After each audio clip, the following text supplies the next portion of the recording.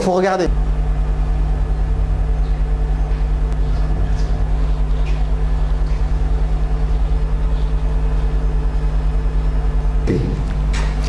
Donc les gens qui ont créé un sprint, ils se sont beaucoup inspirés de la course.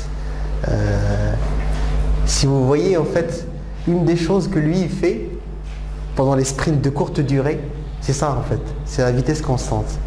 Ça c'est un principe en fait que les gens de Scrum ils ont repris. Donc cette histoire de vitesse constante, c'est la difficulté en fait, elle est répartie sur le temps. C'est-à-dire il ne va pas courir plus vite vers la fin. Depuis qu'il a démarré, il faut qu'il y ait un bon démarrage. Le bon démarrage est très important, c'est la planification. Donc il avait bien planifié la chose. Au début, vous avez vu, il y a beaucoup de préparation psychologique. Donc le fait de dire qu'il fait un cycle court, qu'il va courir à une certaine vitesse, donc il prépare tout ça. Donc c'est la réunion de planification. Après, il fait une vitesse constante. Donc les méthodes agiles, ils viennent pour dire que dans un projet, il faut éviter de travailler à la fin. On travaille avec un rythme soutenu et on essaie d'éviter les extra-temps, on essaie d'éviter le travail de week-end, mais ce qu'on fait, c'est qu'on se lâche plat en fait. Et l'une des problématiques de Scrum, c'est que des fois on sent, je sais pas, vous le sentirez peut-être plus tard, qu'il a un rythme assez monotone. Parce que les gens, ils aiment bien l'aspect, à un certain moment, il n'y a pas beaucoup de choses à faire. Après, il y a beaucoup de choses à faire. Parce que ça crée un peu de motivation. Le Scrum, lui, il essaie de faire un rythme assez soutenu en fait. Les gens, ils arrivent à avoir une vie derrière. Tu arrives vraiment à planifier quelque chose derrière. Les Américains, ils raffolent de Scrum parce qu'actuellement, tu peux vraiment quitter le boulot à l'heure où les gens quittent le boulot en produisant des logiciels de très bonne qualité. À un certain moment, le travail des informaticiens il consistait à rester jusqu'à minuit, à apporter son sac de couchage, à manger des pizzas, à manger n'importe quoi, à ne pas avoir de vie généralement, jamais se marier, pas d'enfants. L'idéal, c'est vraiment de rester au travail tout le temps. Ça, c'est un bon développeur. Ils ont trouvé que ce modèle-là, en fait, il ne donnait pas beaucoup de résultats. Donc finalement, en adoptant des logiques comme Scrum, on arrive à avoir un rythme soutenu. Style fonctionnaire, hein, c'est un informaticien fonctionnaire. Donc il travaille, il a une façon de faire, il sait ce qu'il produit. Il produit du travail de bonne qualité, tout en ayant en fait une vie derrière. Donc l'aspect courte durée, donc vous avez vu dans le sprint, en fait, il est concentré, il sait quelle durée il fait. Donc le fait d'avoir une courte durée, ça donne la motivation pour accélérer, ça donne la motivation pour continuer sur la même vitesse avec laquelle il va démarrer, sans pour autant avoir le souci psychologique qui va se fatiguer. Donc généralement des projets qui durent 6 mois, 1 an, 9 mois, 2 ans, ça fatigue. À un certain moment, ça fatigue. Au début, on est motivé, on commence à travailler, mais à un certain moment, on se fatigue. On ne sait pas si on va voir le bout du tunnel, on ne sait pas si ça va se finir, on ne sait pas si... La préparation, donc lui, il se prépare. Donc il ne démarre pas avant d'être ready. D'ailleurs, le gars, il dit ready, go. Donc si une fonctionnalité n'est pas ready, si ce qu'on veut mettre en place n'est pas ready, donc le backlog n'est pas ready, alors on ne démarre pas. Si une fonctionnalité, si l'un des coureurs part avant les autres, ça veut dire qu'il y a un problème, on n'a pas encore tout préparé, donc il faut qu'on refasse et qu'on relance la course. Alors le done, bien sûr, c'est quand il fait, c'est fini, à la fin, la ligne d'arrivée, c'est arrivé. L'engagement, bien sûr, il est engagé, il sait, parce que tout ça, ça va avec la vitesse constante et la courte durée. Et l'objectif, bien sûr, c'est d'arriver à la ligne d'arrivée. Donc un sprint, c'est quoi? C'est un mini-projet, généralement, qui livre quelque chose qui est fini, qui dure au maximum 1 mois et qui doit obligatoirement produire quelque chose qu'on pourra utiliser au niveau du client.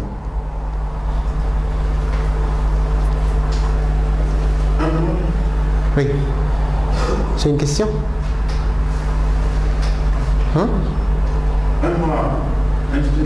Absolument, on peut le faire. Au maximum. Maximum. Au maximum, c'est 1 mois. En fait, le minimum, c'est 1 semaine. Le maximum, c'est 1 mois. Pourquoi 1 mois et pourquoi 1 semaine? Et comment on choisit entre 1 mois et 1 semaine? Ça, c'est une bonne question, en fait. Généralement, en fait, les projets où on met des sprints courts d'1 semaine, 2 semaines, c'est des projets qui sont nouveaux et novateurs, sur lesquels on n'a pas beaucoup de visibilité sur les fonctionnalités, sur le client. Donc on produit très peu, parce qu'en 1 semaine, 2 semaines, on ne produit pas beaucoup, mais ça nous permet en fait de limiter le risque de produire quelque chose qui ne va pas être utilisé. Donc si on fait un sprint d'1 semaine, qu'on montre ça au client et que le client dit c'est pas ça que je veux, on va s'adapter assez rapidement. Si on a un client avec lequel on travaille depuis longtemps, qu'on maîtrise, qu'on connaît, et si on a un produit qu'on a déjà fait, c'est juste une V2 de ce produit-là, on peut partir sur des cycles d'un mois. Partir sur des cycles d'un mois, ça veut dire qu'on maîtrise ce qu'on fait. C'est juste des ajouts, c'est juste des modifications. Donc il n'y a pas beaucoup de risques. Donc plus le risque est grand, on réduit le sprint. Moins le risque est grand, on peut allonger le sprint. Mais au-delà d'un mois, ça devient compliqué parce que ce qui se passe avec les nouvelles technologies maintenant, en fait, pratiquement tous les mois, il y a des choses qui sortent. Tous les mois. Donc ils ont réduit ça à un mois pour ne pas être obsolète. Parce qu'on peut se lancer sur un produit qui dure 3 mois, on va dire, oui, je maîtrise mon client, je maîtrise mon marché, je maîtrise mes fonctionnalités, je vais faire ça en 3 mois pour produire un truc qui est assez grand. Le problème, c'est qu'au bout de 3 mois, le marché pourra beaucoup changer. Je parle de marché comme marché américain, le marché anglo-saxon. Où les produits, en fait, entre 1 mois et 3 mois, ça peut devenir obsolète. Donc les besoins actuels ne sont plus les besoins de 3 mois. Donc les gens, ils ont réduit ça à 1 mois pour ne pas produire quelque chose qui ne donne pas de la valeur. Bien sûr, un sprint, ça démarre toujours avec la fin de l'autre sprint. Le dernier événement d'un sprint est la rétrospective. Le sprint, il contient 4 événements. Donc il contient la planification, il contient la daily stand-up, il contient la rétrospective, la review, il contient la production du livrable et il contient le raffinement du backlog. Un sprint est actif tant que son objectif est d'actualité. Quand on fixe un objectif du sprint, ça se pourrait des fois que l'objectif en fait il devienne obsolète. Parce que quand on est en train de développer, si on découvre par exemple qu'on veut mettre en place en fait un nouveau téléphone qui fait, je sais pas, avec caméra, et puis qu'un concurrent arrive à le produire avant nous, c'est peut-être que le sprint en fait il est devenu obsolète parce qu'on voulait être les premiers pour s'accaparer le marché, pour avoir ça en priorité. Si on voit que le sprint, l'objectif du sprint il devient obsolète, on peut annuler un sprint à ce moment-là pour partir sur notre sprint.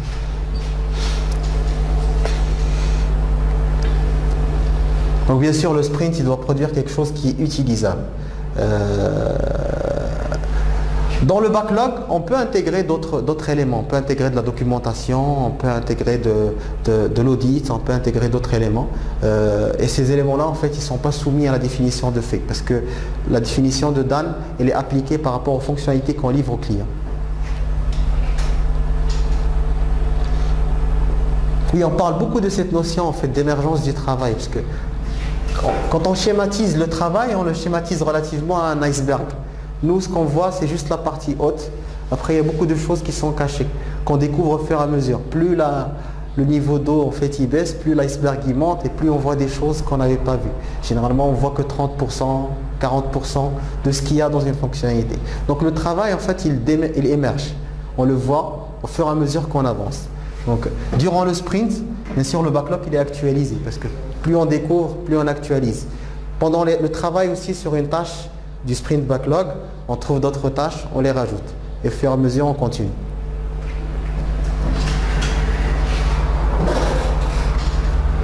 Alors, il y a une question.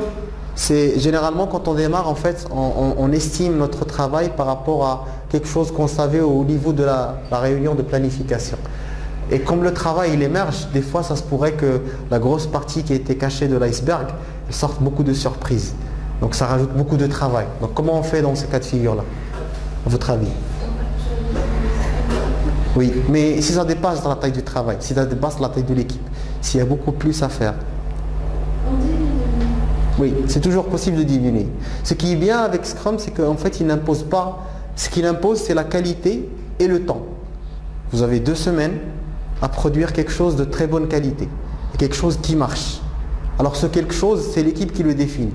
Il faudrait vraiment que ça soit de très bonne qualité, il faudrait que ça marche. On ne peut pas prolonger la durée du sprint, mais on peut réduire les fonctionnalités en justifiant, on négocie avec le product owner à ce moment-là en disant, voilà, on avait démarré ça, on s'attendait à ce qu'il y ait ça et ça et ça de travail, mais notre surprise est qu'il y a aussi ça, et donc on ne peut pas le mettre maintenant. Donc on va le décaler pour le sprint suivant.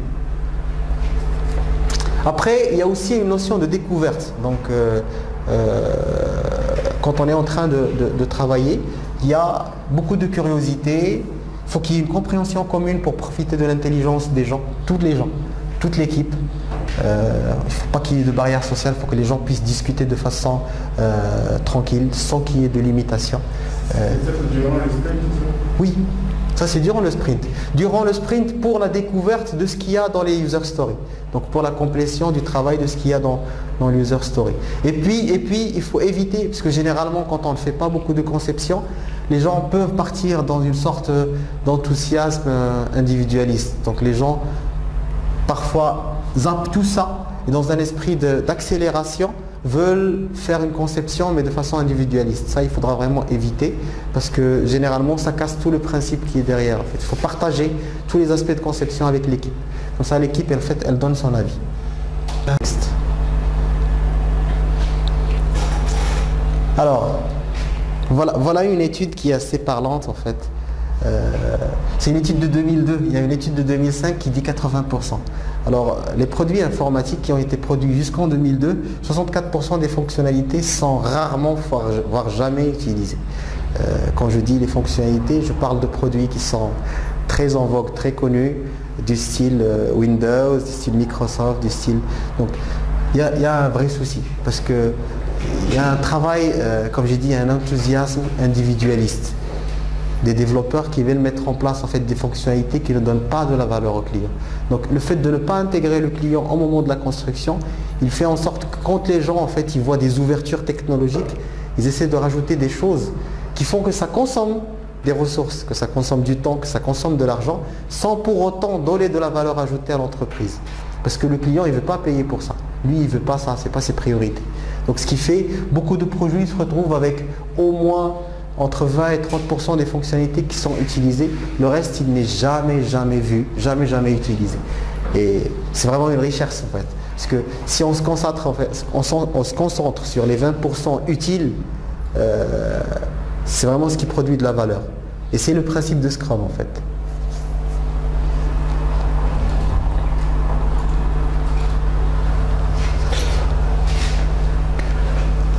Oui, donc ça c'est...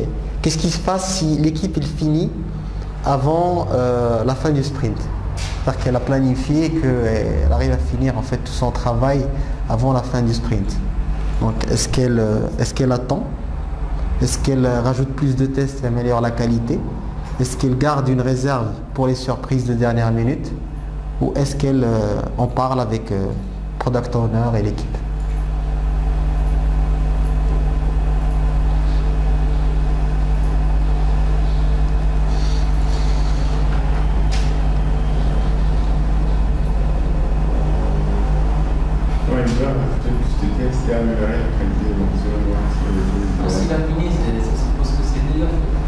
Oui, mais le sprint, il n'est pas fini. Est-ce qu'on coupe le sprint, on arrête, on démarre un nouveau sprint, on rajoute plus de travail, on rajoute plus de tests, plus de qualité, on en discute, on garde une réserve parce que dans les projets informatiques, il y a toujours des surprises.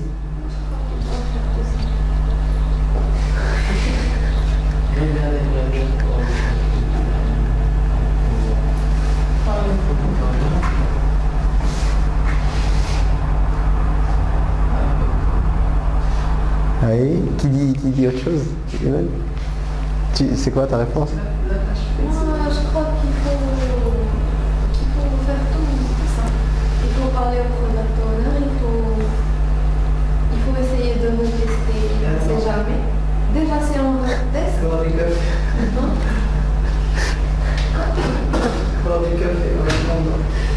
déjà, si on reteste, on peut découvrir des surprises. Et il ne faut pas commencer un autre sprint avant que la durée de Ça c'est vrai. Il ne faut pas écourter un sprint. Par contre, il ne faut pas rajouter du travail parce que ce qui est souvent problématique, la loi de Parkinson, il dit qu'en fait, un travail, il a tendance à prendre le temps qu'on lui donne. Donc si on dit qu'on va faire les tests pendant 20 jours, on va faire les tests pendant 20 jours. Et si on dit qu'on va faire les tests pendant 10 jours, on fait en sorte qu'on peut faire les tests pendant 10 jours.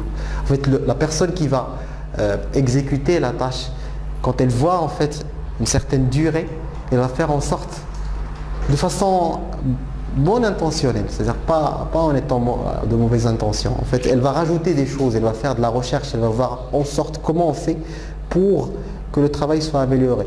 Mais ça, pour autant, ça n'améliore pas la qualité. Ça rajoute un petit peu de qualité, mais je veux dire, on a déjà atteint l'optimum de qualité en faisant ce qu'on fait d'habitude. Si on rajoute plus de temps, on perd de l'argent, on perd du temps, mais on ne rajoute pas essentiellement beaucoup de qualité. Parce qu'à un certain moment, la qualité, elle a tendance à faire un peu comme ça. Elle va monter un petit peu, mais c'est une courbe qui manque tout peu, en fait, correspondant par rapport à ce qu'on avait prévu au tout début. Donc on ne rajoute pas ça. Est-ce qu'on garde une surprise? Non, généralement, parce que garder une surprise, ça c'est l'ancienne façon de faire. C'est le chef de projet qui garde une réserve pour lui et c'est l'équipe qui garde une réserve pour lui. En fait, chacun il garde sa réserve et personne ne sait où va le projet en fait, en conséquence.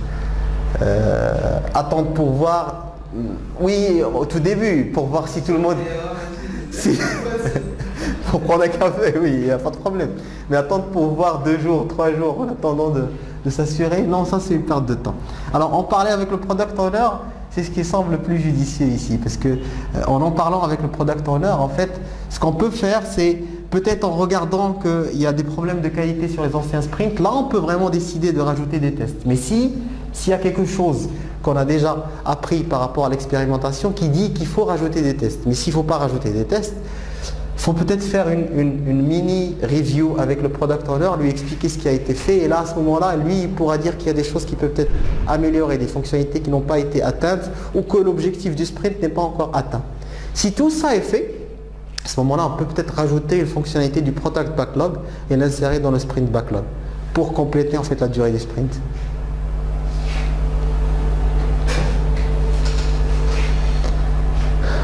Alors, la boîte du temps, la time box.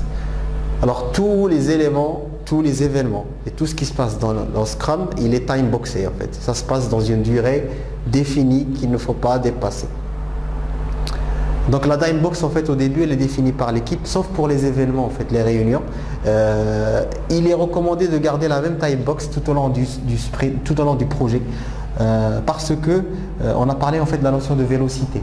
Donc la vélocité c'est ce qui donne en fait la capacité de production de l'équipe. Donc on sait qu'une équipe elle produit 50 story points par sprint. Donc si le sprint en fait il varie de durée, si on a un sprint de 2 semaines et qu'on passe d'un sprint à un sprint de 4 semaines, l'équipe qui produit 50 elle ne produira pas forcément 100 parce qu'il y a une complexité qui se rajoute. Donc on ne sait pas mesurer combien produit une équipe pendant un sprint qui dure le double du sprint initial qu'on avait fait. Donc c'est comme si l'information initiale qu'on avait eue en fait par rapport à la vitesse de production, elle est cassée. Bon, la time box en fait, elle a plusieurs principes en fait. On essaie de faire des tâches, mais on essaie de se concentrer sur une tâche. On ne fait pas du multitasking. On se concentre sur ce que veut le client, puisqu'on a un temps limité et on doit produire quelque chose qui est de valeur ajoutée pour le client. On gère les priorités, puisqu'on a un intervalle de temps et que le client nous dit ce qu'il veut en priorité. On combat la paralysie dans l'analyse. Donc c'est ce qu'on appelle analysis paralysis. Ça c'est un terme qui est souvent utilisé par les gens qui font de la conception, parce que quand on se met devant quelque chose qu'on veut faire pour la première fois, on a un souci pour savoir ce qu'on fait. Donc on a une sorte de paralysie, on ne sait pas ce qu'il faut faire. C'est le syndrome de la page blanche. On veut designer un produit, on est là, généralement on est tous avec une bonne expérience, une bonne conception, une bonne connaissance de la conception, mais on ne sait pas comment faire. Donc on reste paralysé, on fait des réunions interminables et ça ne se finit jamais. Et on reste coincé ici pendant un long moment. Donc pour éviter de tomber dans ce problème-là, en fait on avance. On avance avec ce qu'on a et on découvre au fur et à mesure. On découvre la complexité puisqu'on fait des petites itérations. Généralement les projets, on a l'impression qu'ils sont plus simples parce qu'on ne fait que des petites fonctionnalités, mais à la fin on sort quelque chose qui est beaucoup plus sophistiqué que si on le faisait d'un seul bloc. On améliore l'efficacité parce qu'on se concentre sur quelque chose de particulier, on ne fait pas beaucoup de conception, on ne fait pas beaucoup de design, on ne fait pas beaucoup de modélisation. On aide à passer de la pensée à la concrétisation. Donc ça rejoint un peu le combat de la paralysie. Et on produit des produits qui marchent sous peu. Donc ce qui donne en fait une confiance au niveau du client et au niveau de l'équipe. En fait la time box, moi mon impression c'est qu'elle ressemble un peu à une brosse à dents parce que la paralysie en fait c'est le dépôt de tartre qui se met sur les dents et puis la carie en fait c'est les problématiques, c'est les dettes techniques qui se déposent quand on ne brosse pas les dents en fait, c'est souvent.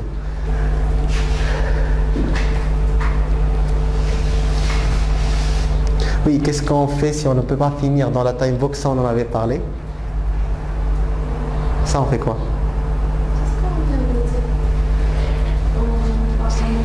Non, ça c'est on a beaucoup de travail, on ne peut pas finir. Pas la première des choses en fait. Généralement ce qu'on fait, c'est qu'on revoit notre conception initiale. Parce que l'objectif, c'est toujours, les tâches, c'est variable.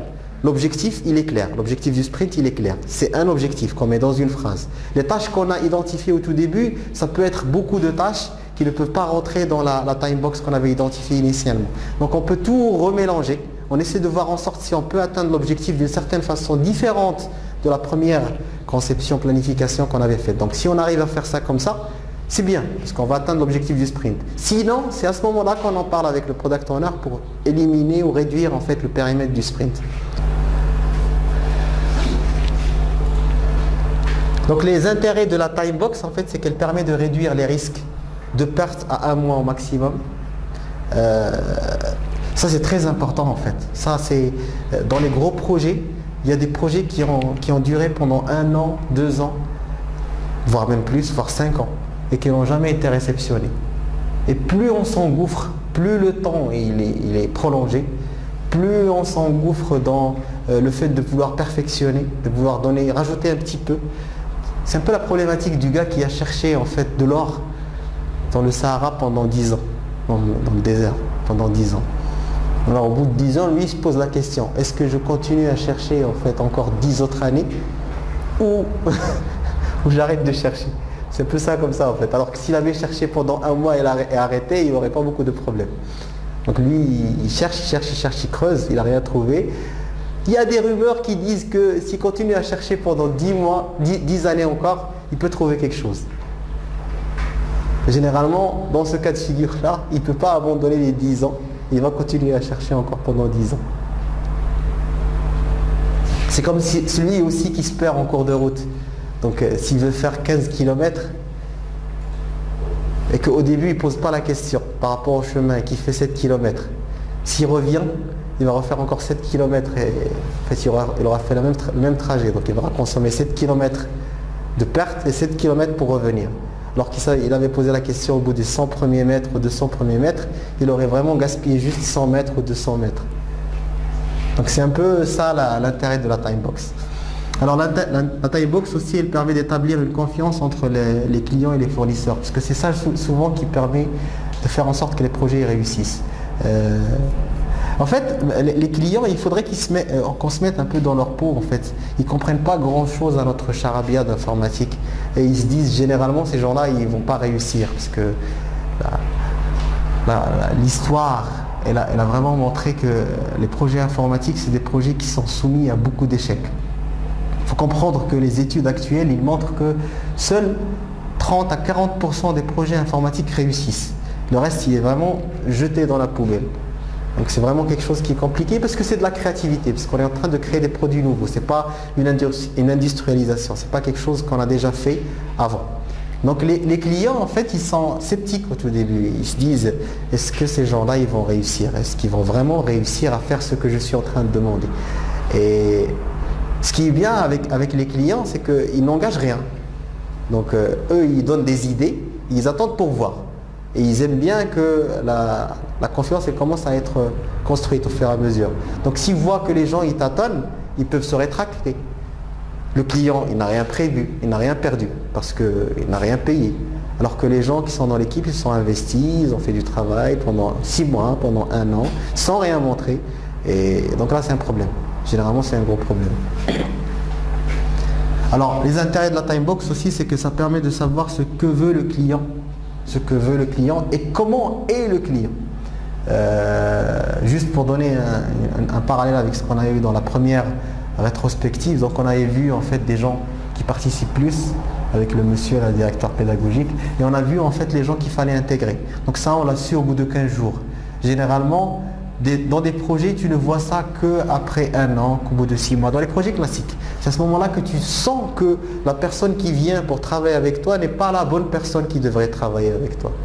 Et il y a d'autres personnes qui veulent travailler, et plus que le temps, en fait, il a beaucoup duré, les gens, ils se sentent un peu lésés, ils se sentent un peu à côté du projet, donc ils ne veulent plus intervenir, parce qu'ils se sentent comme des personnalités de second choix.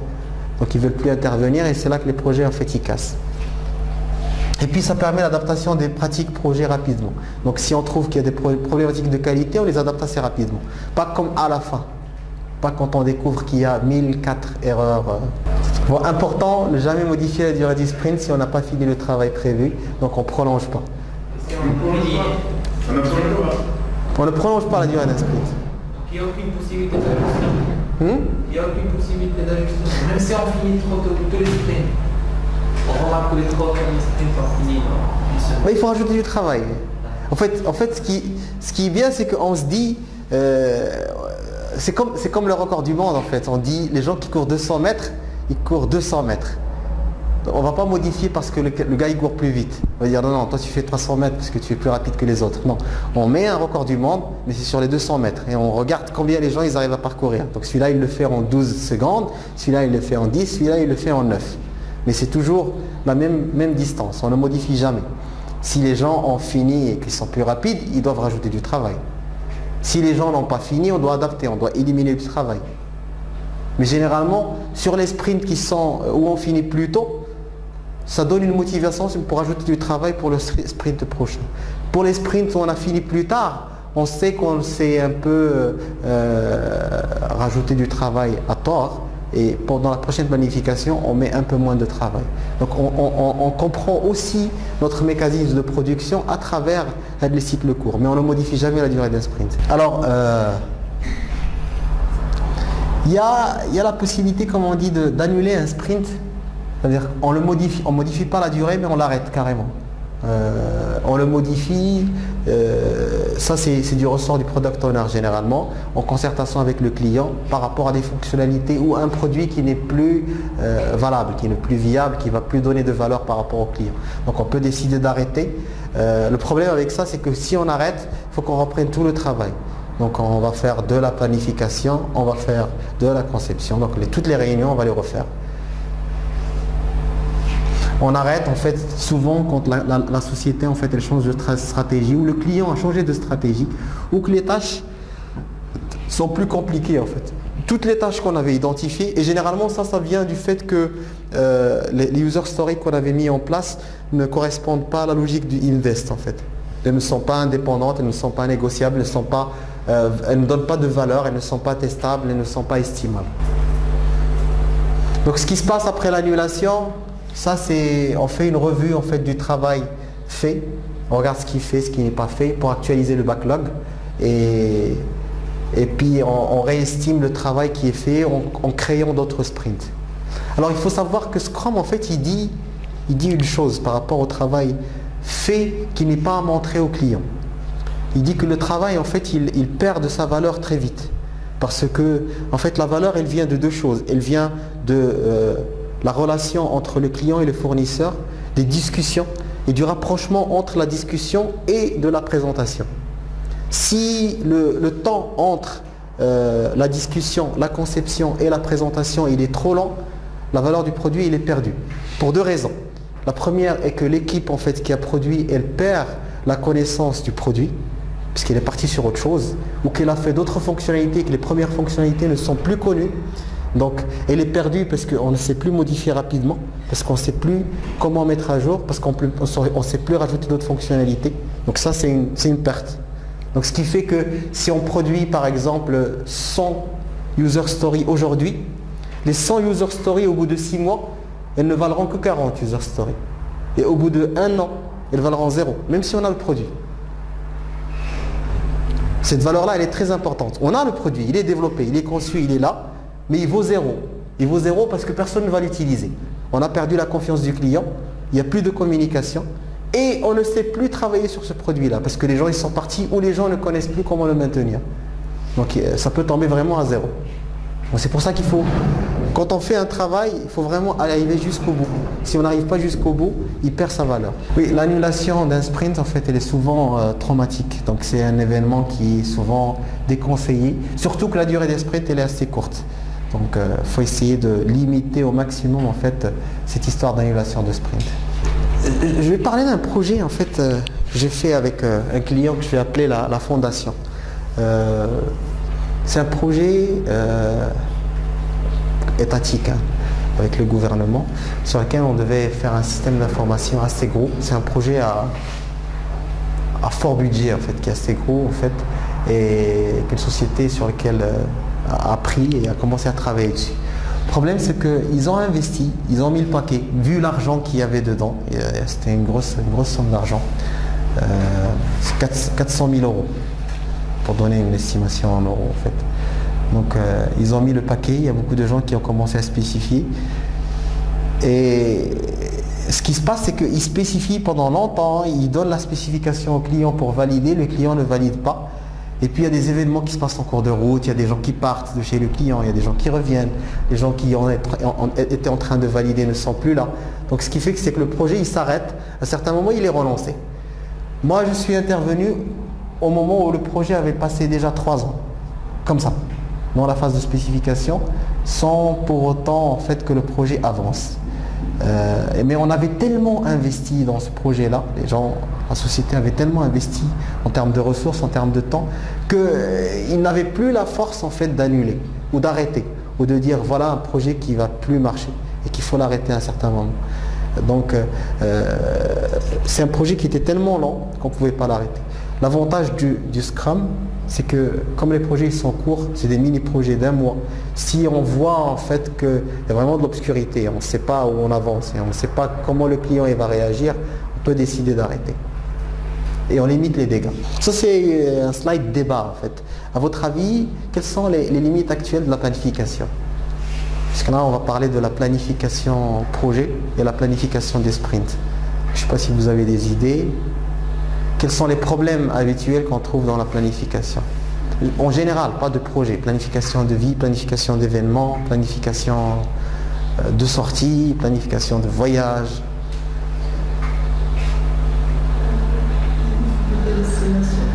Oui. Une tâche, 2 coûts. Le budget. Pour ça qu'on se base sur des gens expérimentés pour... Mais imagine, vas-y, pose-moi une question sur laquelle tu voudrais faire une estimation. Une question comme ça. Tu voudrais estimer quelque chose, pose-moi une question. N'importe quoi. Le temps pour finir les essais. 3 heures. Si je te réponds comme ça, tu sens quoi?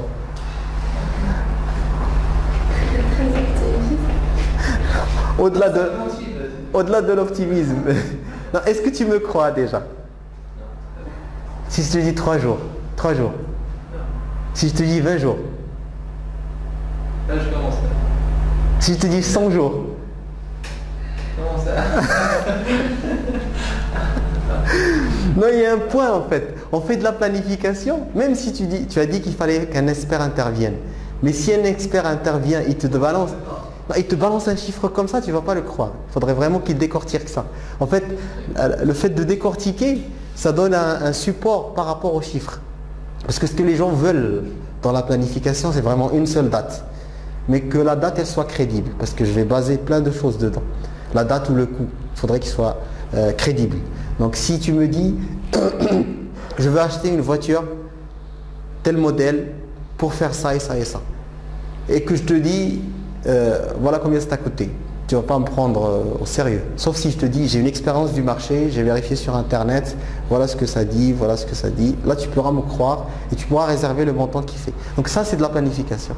C'est le fait de découper tout ça en petites tâches pour donner une crédibilité à l'information finale. Est-ce que vous voyez d'autres limites à la planification? Comme a dit Hicham, le coût, La durée, le contenu, les tâches. les tâches. difficile de planifier. C'est difficile de planifier. C'est difficile de planifier. C'est une limite de la planification. C'est difficile, c'est coûteux de planifier. Ok. C'est bien.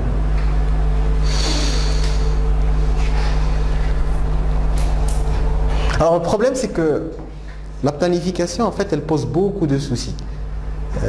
Il y a des gens qui ont fait une étude sur plein de projets, ils ont sorti en fait ce qu'on appelle le cône d'incertitude.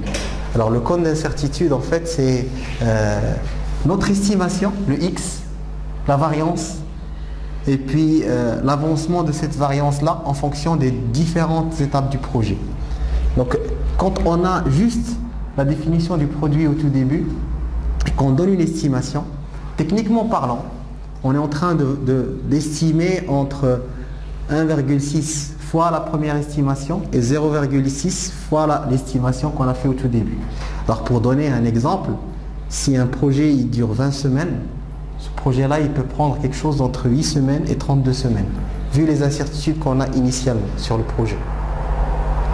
Ça c'est en exprimant en semaines. Imaginons que c'est en mois. Donc si un projet il prend 20 mois, il peut prendre entre 8 mois et 32 mois. Ça c'est des études mathématiques. Alors l'incertitude, elle diminue en fonction de l'avancement. Mais il faudrait quand même qu'on puisse avancer. Donc il faudrait vraiment qu'on ait un avancement au fur et à mesure et puis ça accroît l'incertitude. Il faut savoir que si on n'a pas encore démarré le travail, on ne saura jamais combien dure un projet. Mais on a quand même besoin de savoir. On accepte en fait cette tolérance-là qui est assez large. Donc c'est pour ça que quand on estime au début, on donne un intervalle, on ne donne jamais une date. On dit qu'on va finir entre telle date et telle date. Généralement, ce que font maintenant Microsoft, c'est qu'ils disent en fait, les produits vont sortir par quarter et par release. Donc ils ont la première saison. La première saison, elle dure de janvier jusqu'à avril. La deuxième, elle dure de mai jusqu'à août. Et la troisième, elle dure de septembre jusqu'à décembre. Donc ils disent, ça c'est quarter 1, ça c'est quarter 2, ça c'est quarter 3. Voici ce qu'on va produire pendant cette année. Donc Office 2016, c'est le premier quarter. Windows 11, c'est le troisième quarter. Donc ils mettent ça comme ça en fait. Question pour un champion. Quel est le plus grand risque qu'encourt un projet? Mais il y a un échec doublement sanctionné, il y a un double échec. Parce que échouer, imagine, je vais te donner un exemple. Si on prend un contrat avec un client et que ce client-là, il décide d'annuler le produit au tout début. Ça, c'est un échec, parce qu'on ne va pas être payé. Mais on a arrêté au bout de 4 semaines.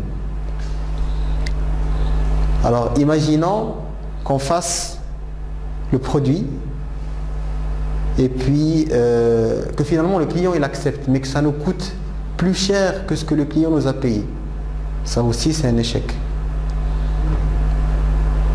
Alors imaginons que on développe aussi le produit et que le client ne réceptionne pas ce produit. Ça aussi c'est un échec. C'est quoi le plus grand échec? Non, il y a que continuer à travailler et que ça coûte plus que tu gagnes. Ça, je trouve que c'est un échec.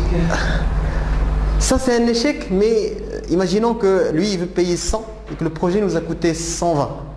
Ce qu'on va payer de notre poche, c'est juste 20. Mais s'il ne réceptionne pas? Alors, s'il ne le réceptionne pas, il y a deux raisons. La première, c'est qu'on peut continuer. Il y a deux façons de voir. La première, c'est que c'est le client qui est en tort. Ça, c'est un type d'échec. Où le client, il est en tort, mais ça, c'est remédiable. Parce qu'en rajoutant des choses, en essayant d'établir la relation de confiance avec le client, on peut faire en sorte qu'on diminue les dégâts et on arrive à être payé. Le pire, c'est que nous, on soit en tort et qu'on développe le mauvais produit. Ça, c'est le double échec, en fait. Parce qu'on aura travaillé. On aura produit quelque chose. On ne sera pas payé. On ne sera jamais payé parce que ce n'est pas ce que veut le client. Ça, c'est le plus grand échec en fait qu'encourent les projets. Et généralement, les gens, ils ne voient pas ça en fait. Ils ne voient pas ce type d'échec. Ils se lancent tête baissée dans les projets sans mesurer ce risque-là qui est vraiment le plus grand risque en fait que peut encourir un projet. Parce qu'il y a une double pénalité en fait. Il y a le travail qui est fait et il y a le paiement qui ne sera jamais là. Je ne sais pas si c'est clair. Alors un bon processus de planification, il est axé sur 5 étapes. Donc il faut vraiment réduire l'incertitude. Parce qu'on a vu dans le compte d'incertitude qu'il y a beaucoup d'incertitudes dans les projets. Donc il faut vraiment essayer d'éliminer avec de l'apprentissage en avançant en fait dans le travail.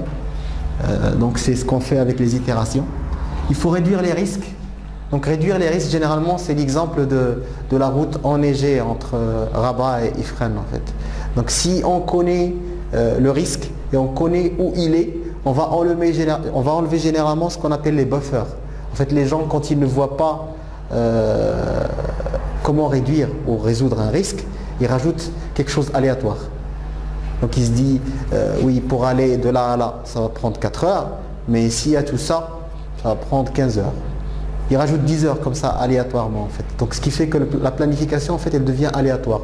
Donc en enlevant les risques, on enlève les buffers. Comment on enlève les risques?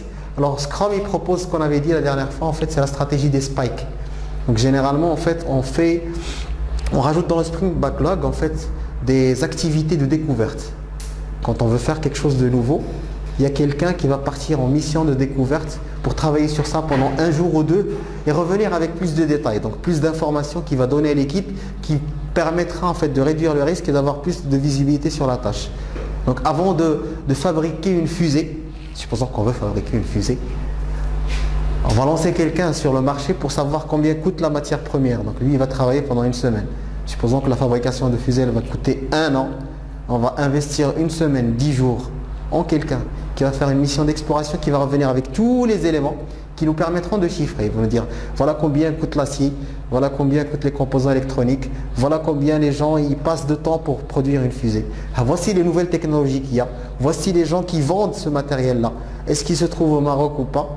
Et là, avec tous ces éléments-là, on va réduire en fait le risque, on va réduire les incertitudes et on pourra en fait estimer notre travail de façon plus cohérente. Donc c'est la notion de spike. Ça donne un appui pour supporter les décisions. Donc c'est l'exemple en fait de tout à l'heure, c'est si je donne un chiffre sans donner en fait la façon avec laquelle j'ai donné ce chiffre-là, les gens ils ne me croient pas. Ils ne peuvent pas croire les gens sur parole. Donc si tu donnes un détail de comment tu veux faire ça en place, les gens ils te croient. Et ils peuvent à la base de ça décider d'aller ou de ne pas aller, d'investir ou de ne pas investir. Donc on parle de projets de millions de dollars. Donc pour que les gens ils investissent des projets comme ça, il faut leur donner des éléments de réponse. Même si on sait que ces éléments de réponse ils contiennent en fait des incertitudes, mais au moins quand ils sont détaillés, on peut décider à la base de ces éléments de réponse. Et puis important, toujours on revient sur l'établissement de la confiance. Donc il faudrait que le client il soit confiant dans notre chiffrage et que nous on soit confiant dans notre chiffrage.